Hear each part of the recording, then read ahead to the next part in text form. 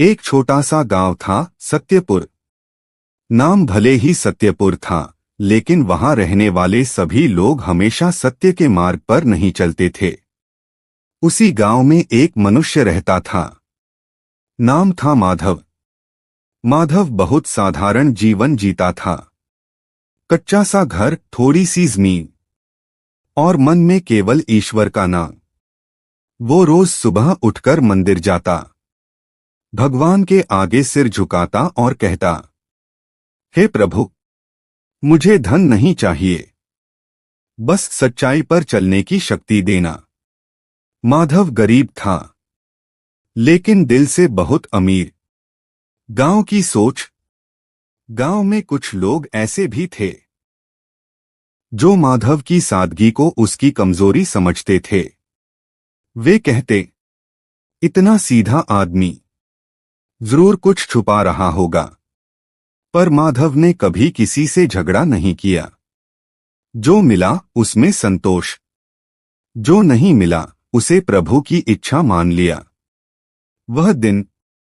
एक दिन गांव में हड़कंप मच गया। गांव के सबसे अमीर सेठ रघुनाथ के घर से मंदिर में चढ़ाने के लिए रखा सोने का कलश चोरी हो गया। पूरा गांव इकट्ठा हो गया। कोतवाल आया। लोगों की नजरें इधर उधर घूमने लगीं। तभी किसी ने कहा, सेठ जी, चोरी तो उसी ने की होगी जो गरीब है और रोज मंदिर जाता है। सबकी निगाहें एक साथ माधव पर टिक गईं।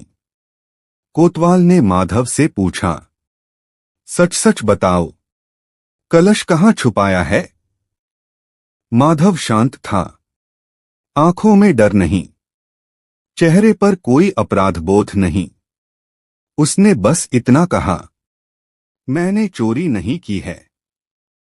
प्रभु सब जानते हैं। लेकिन गांव वालों ने उसकी एक न सुनी। किसी ने कहा, देखो कितना चालाक है। किसी ने कहा, गरीब है, लालच में आ गया होगा। परीक्षा की घड़ी।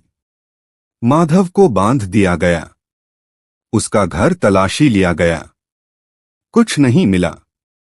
फिर भी लोगों को यकीन नहीं हुआ। सेठ रघुनाथ बोले, अगर ये निर्दोष है तो भगवान खुद सच्चाई सामने लाएंगे। माधव को गांव के बाहर पुराने मंदिर में बंद कर दिया गया।